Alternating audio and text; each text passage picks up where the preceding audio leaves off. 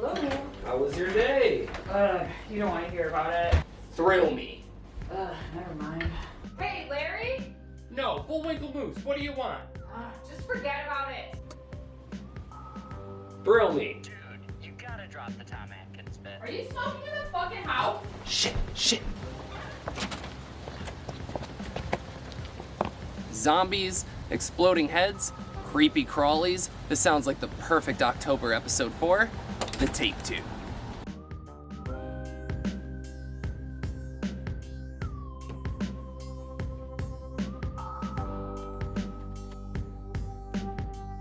What's up, all gendered dudes and tape heads, and welcome back to another episode of The Tape Tomb, a show where each week we delve deeper into my horror VHS collection, and we get to talk about some of the greatest horror titles ever made, at least in my opinion. This week is sure to thrill you with the directorial debut of Fred Dekker, and we have good news and bad news about this guy.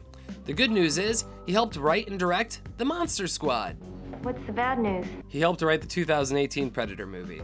But we're not here to talk about either one of those films. We're here to talk about the homage to the B-flick genre, horror, slasher, sci-fi, zombie movie, 1986, Night of the Creeps. This movie stars Jason Lively, Steve Marshall, and Jill Whitlow, and returning triumphantly once again, Mr. Steal Your Woman Tom Atkins. Even though he's got no time for funny business or romance in this film, he is pure business, baby. If you haven't heard about or seen this film, I don't know how, but somehow, some way, you heard it from us, and I think that's worth a like and subscribe.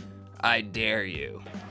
Thrill me. We appreciate the support, and feel free to drop a comment down below telling us what you think about Night of the Creeps or another movie we should do in a future episode. So what is Night of the Creeps about? Put on your best tux and don't scream, or you're already dead.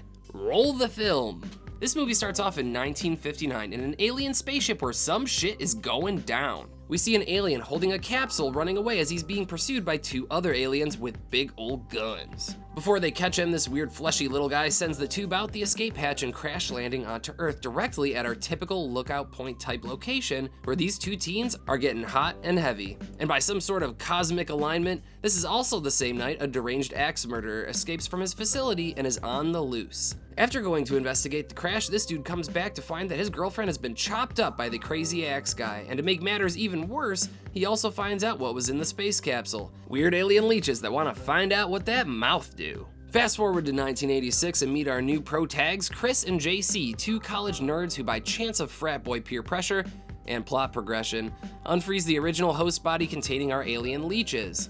Now it's formal night, and we have a bunch of alien leeches on the loose who take over your body, even especially past the point of death. Not only that, but these leeches also, by chance of plot progression, happen to find the body of the old axe murderer who murdered Tom Atkins' old girl? Oh hell no. No one steals a lady from Tom Atkins and gets away with it.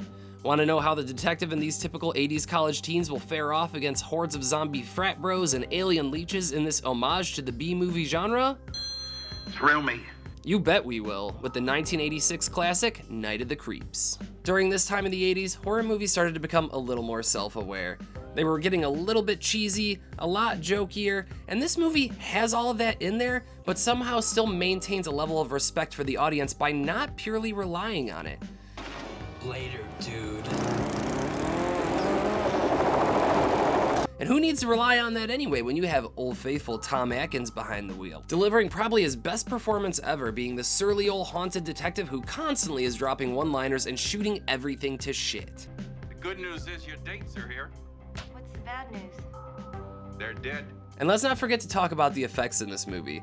We have a ton of practical effects and ships, costumes, gore, and even a little bit of stop motion mixed in there. We love all that shit. So of course you know it's a perfect fit for us here at the Tape Tomb. Here's some interesting facts about Night of the Creeps. Most of the last names of characters in this movie are based off of popular horror and sci-fi writers and directors.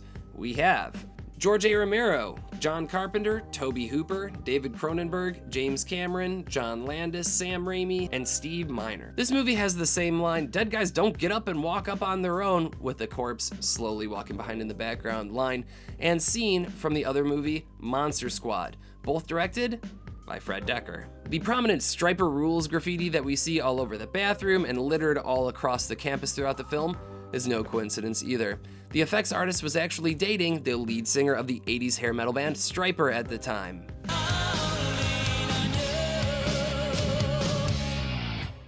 Thank you all so much for watching another episode of The Tape Tomb. I've been your blue beanied host with the most, Larry Downs, and if you liked this episode, make sure you click that like and subscribe button down below and leave us a comment telling us what you think about Night of the Creeps or what we should do in future episodes. Make sure you tune into our Twitch stream multiple times a week under the same name, Nightmare Fuel Streaming. We play some of the coolest horror and sci-fi games, and I'm joined by my co-host Nick every other Wednesday to play games with us. Tune into our Instagram account. We have Instagram now. We're hip. We're cool. I post things on there all the time. Behind the scenes pictures, clips of other videos, general things that I think you'll enjoy. And don't forget to tune into our sister series, Airlock Shock, starring Nick Haskin, every other Wednesday. He talks about some of his favorite sci-fi movies, just like we do horror here at The Tape Tomb. This is Larry Downs signing out. Stay spooky, my friends, and we'll see you in the sequel.